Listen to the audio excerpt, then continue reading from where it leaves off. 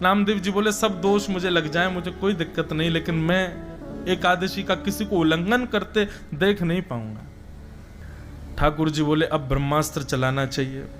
अभी तक तो ठाकुर जी तड़प रहे थे, अब ऐसे स्थिति हो गई और निकले प्राण, निकले मेरे प्राण निकले, बस बस निकलने वाले हैं। आहा, अब तो मेरे हाथ पांव कांप रहे, अरे मेरे प्राण निकलने वाले हैं। सब मोहल्ले के लोग कह रहे नामदेव मान जाओ, बेचारों को कुछ पाने दो। नामदेव जी बोले नहीं नहीं भैया, एकादशी फल खिला दो। और अंत में ठाकुर जी ने ऐसी एक्टिंग करी कि वो जिस रूप में गए थे उनके प्राण निकल ही गए।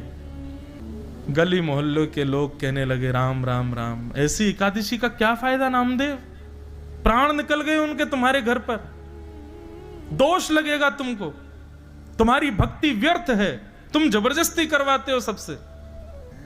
नामदेव जी के नेत्र सजल हो गए, अपनी पत्नी से बोले देवी अपराध तो लग गया हमको।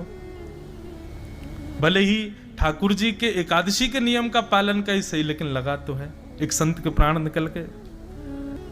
अपने घर में ही आंगन में चिता बनाई और उस चिता में उस व्यक्ति का शव रखा और शव के अगल बगल नामदेव जी और उनकी पत्नी और अपने बच्चों को भी बैठा लिया। बोले हमारा अपराध है ना, व्रत तोड़वाया, व्रत पूर्ण करवाया हमने, एकादशी का पालन किया हमने, तो प्राण भी हम त्यागेंगे।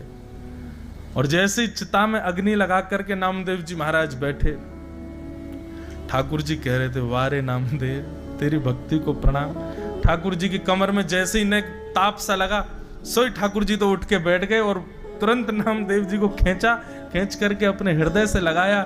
इतने में ही देखते देखते श्री पंडरीनाथ भगवान के रूप में वो संत प्रकट हो गए और श्री नामदेव जी को हृदय से लगा लिया। सब मोहल्ले के लोगों ने दर्शन किया, सब प्रणाम किए, देखा तो ठाकुर जी वहां से अंतर ध्यान हो गए। एकादशी के दिन ठाकुर जी आंख खोल खोल के देखते हैं कि आज मुझे कौन कौन याद कर रहा है, मेरे लिए कौन कौन व्रत कर रहा है।